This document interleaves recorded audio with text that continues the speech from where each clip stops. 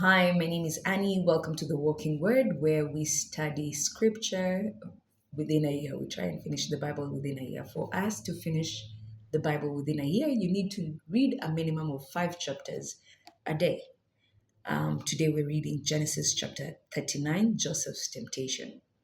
Let's proceed.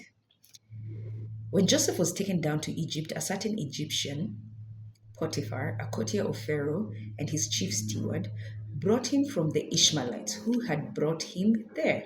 But since the Lord was with him, Joseph got on very well and was assigned to the household of his Egyptian master. So Joseph, manager since he was a child, a good leader since he was a child, grew up as a slave, grew up to the ranks of leading Potiphar's household. When his master saw that the Lord was with him and brought him success in whatever he did, he took a liking to Joseph and made him his personal attendant. He put him in charge of his household and entrusted to him all his possessions. Do you see a generational blessing revealing itself here?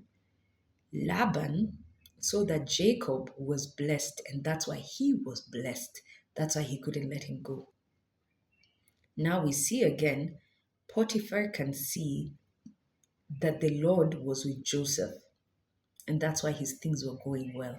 And therefore, he chose to have Joseph as his personal attendant. Those are what we call generational blessings. Let's continue. From the moment that he put him in charge of his household, and all his possessions, the Lord blessed the Egyptians, that Egyptian's house, for Joseph's sake. In fact, the Lord's blessing was on everything he owned, both inside and out. Having left everything he owned in Joseph's charge, he gave no thought when with Joseph there to anything but the food he ate.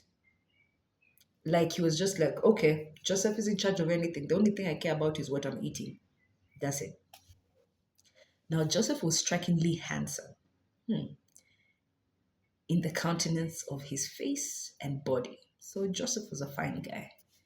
After a time, his master's wife began to look at him fondly.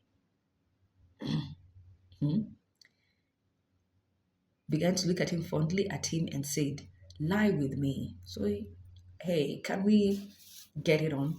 But he refused. As long as I am here, he told her, my master does not concern himself with anything in the house, but he entrusted to me all he owns. He wields no more authority in this house than I do, and he has withheld from me nothing but yourself, since you are his wife. How then could I commit so great a wrong and thus stand condemned before God? Listen, girl, I'm not interested in whatever you're selling.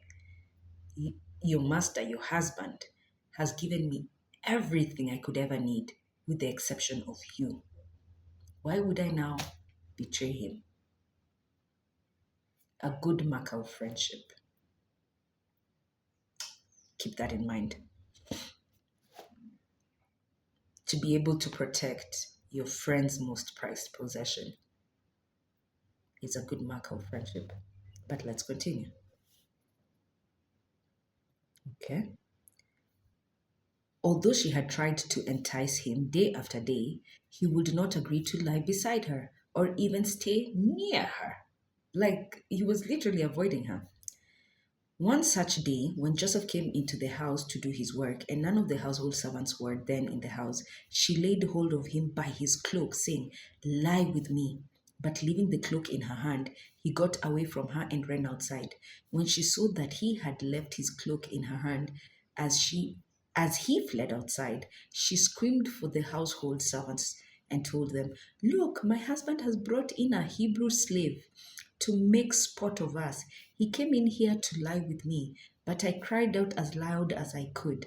When he heard me scream for help, he left his cloak beside me and ran away.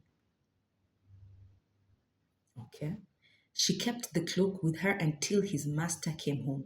Then she told him the same story. The Hebrew slave whom you brought here broke in on me, to make sport of me. But when I did scream for help, he left. And he left his cloak beside me and fled. As soon as the master heard his wife's story about how his slave had treated her, he became enraged. Mhm. He became enraged. He seized Joseph and threw him into the jail where the royal prisoners were confined. But even while he was in prison, the Lord remained with Joseph. Mhm. He showed him kindness by making the chief jailer well disposed toward him. So every leader has a liking to Joseph, regardless of where he goes. Regardless of where he goes, whether it's in Potiphar's house, whether it's in the jail, he just has favor with leadership. And this you can tell is because he's a good steward. But let's continue. He showed him kindness by making, so God made showed kindness to Joseph by making the chief jailer well disposed towards him. The chief jailer put Joseph in charge of all the prisoners in the jail, and everything that had to be done there was done under his management. Wow.